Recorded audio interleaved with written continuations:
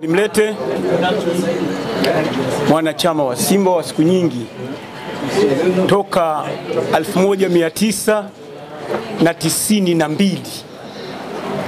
Kadi yangu 00114. Sisi ni wazee wa Simba na wote tunaona ni wazee wa Simba. Tumekuja hapa au tumewaiteni ili tuweze kutoa rai yetu, muono wetu, mustakabali wa mpira unapokwenda.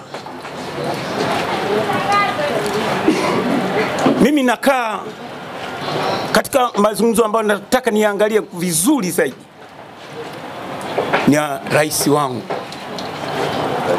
Bwana Karia. Na muonea huruma sana. Sidhani kama anapata usingizi kwa kadhia yote ya kutoka tarehe 8 mpaka leo tarehe 26.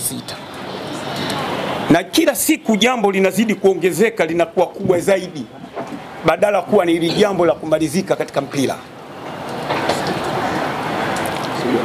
Ligi ni mpira. Mpira una sheria zake. Na utaratibu wa mpira uko chini ya chama cha mpira, sio kwenye vilabu.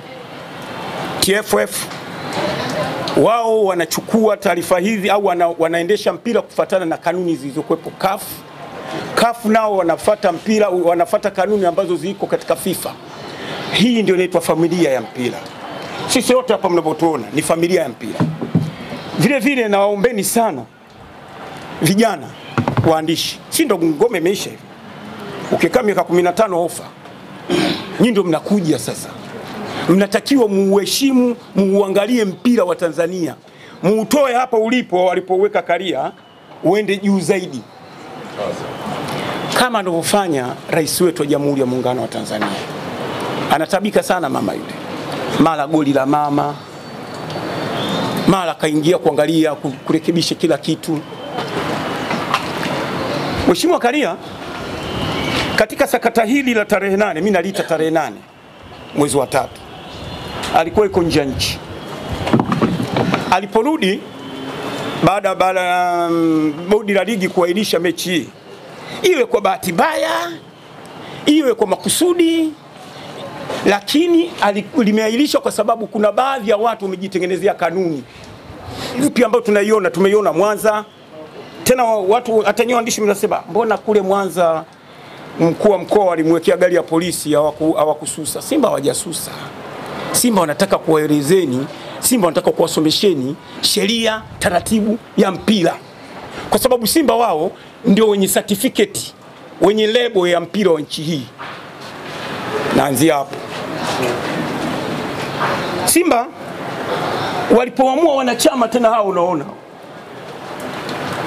kwamba tunataka kufanya mabadiliko, tuinue mpira uwe juu. Unapotaja timu 5 au 10 katika Afrika, basi uhitaji na Tanzania Simba iwemo. Wengi walibeza. Nyinyi wengine bado mlikuwa vijana, mjakuwa waandishi wa habari.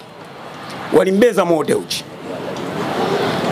Tukua chama tukafanya mikutano zaidi ya 3, lakini mkubwa kabisa tulifanya policy mess kwamba Simba inaenda katika mabadiliko ambayo yatakuwa ya uwekezaji ili mpira uweze kukua zaidi. Simba sisi tulinyonga, tulisema hivi tunataka kwenda kwenye mabadiliko. Mwenyekiti wetu wakati huo Bwana Evans Aveva, kijana msomi, alisema wana Simba mtapata hayo mabadiliko. Wanachama walipokaa wakaipelekea TFF, mabadiliko yetu sisi ni haya, tutakuwa na bodi. TFF wakasema hivi, kanuni na katiba yetu haifafanui kuwa na uwekezaji katika vilabu vya wanachama. Tupeni muda lao wa mwaka mmoja tuweke kanuni na sheria ili viwepo registered. Sisi tukakubaliana. Leo bwana mmoja anaitwa Mheshimiwa Karia amerudi hapa, anasikia vyombo vya habari, watu wanamtukana, watu wanafanya nini, kwamba bodi lijiuzuru kwa ajili ya mechi tarehe 8. Karia alisema maneno haya yafuatayo: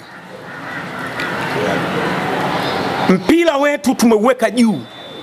Hatutakubali mpira huu ushushwe na watu wapuuzi, wajinga. wana desturi za kitoto. Tutaulinda mpira wetu. Mimi wananambia Simba, mimi sio Simba, mimi Costi. Lakini nyakati ya uongozi wangu mimi, klabu iliyofaidika ni Yanga. Anaongea kwenye vyombo kama hivi. Kwani wao tuliwalinda sana mimi na uongozi wetu. Sasa hapa ndio swala hili waandishi wa habari mmeliacha tu linaelewa yani. Lazima mrudi huko. Mimi nimejiuliza na watu wa Simba, wamefaidika nini Yanga?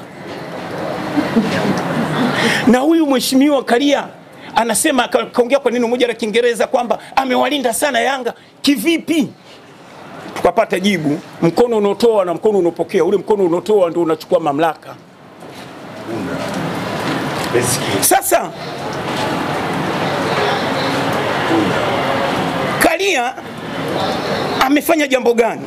Jambo la kwanza alofanya kupitia Yanga timu ya GSM, kutaka kuwavalisha wote jezi za GSM hapa. MT mdhamini mwenza. Kama sio ushujaa wa mama Babla, dada yangu yule, sote tungevaa jezi hapa imeandikwa GSM rangi ya njano, ambayo sio sahihi. Alipoondoka, waliposhindwa ile Simba, waliposhinda ile taarifa ile na hakuwepo tena mdhamini, akatoa kwa zile timu bila alizowekeza, akarudi kwa mlango wa nyuma, mwekezaji wa timu zaidi ya moja. Najiuliza kitu kimoja. Simba walipotaka kuingia kwenye uwekezaji, tumeambiwa kanuni haiongei. Kwa nini GSM anataka kuwekeza zaidi ya timu mbili, zaidi ya tatu? Kanuni inasemaje? Haiongei lolote. Kwa nini wasiseme ngoja tukae tujadiliane ili tutengeneze kanuni ambayo itakuwa fair kuinua mpira wetu kwenda juu zaidi? Hakufanya hivyo. Pale ndio mafaidiko ya kwanza ya Yanga Afrika kwa Karia. Matokeo yake wamempanda kichwani.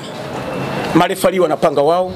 Hata mtangazaji hatumtaki Mpenja, tuletee Ngodo. Sasa wao nani? Wao bodi la ligi. Matokeo yake sasa Karia leo kila nilipokaa anatokea hata muuza nyanya kama mimi Manzese. Karia mjinga wewe, Karia mpumbavu. Hivyo kweli mtu wewe rais yule kafu kaupeka mpira ana heshima kubwa, mtu anaweza kumtukana mpumbavu? Huu mpira bado urudi huku kwenye bodi la ligi, kwa sababu bodi la ligi Yanga mtoto wao. Simba mpira uliocheza mpaka ulofika hivi sasa hivi ni nguvu zake mwenyewe, uwekezaji, wanachama na kwa pamoja na bwana mdogo Ahmed Ally. Fanya kazi kubwa. Hao wazee msiona hivi wanafanya kazi kubwa usiku na mchana. Ndio Simba imefika pale. Lakini light Simba isingekuwa hivi, kuwa katika umoja wao, kupambana na kucheza mpira, kuwekeza vizuri katika soka, kuwa na vijana wazuri kina Hoa na wenzie, ingekuwa balaa kubwa. Kwa haya machache, mimi napenda kuzungumza neno moja vijana wangu. Tena moja.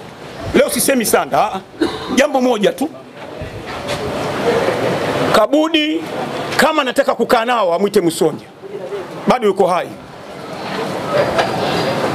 Aje uangalie vizuri hawa Yanga jinsi namna gani ilivyokwenda. Lakini kwa mimi ninavyotaka, mimi ninavyoona na wana Simba wote, kwa sababu tunaweza kuhamasishana.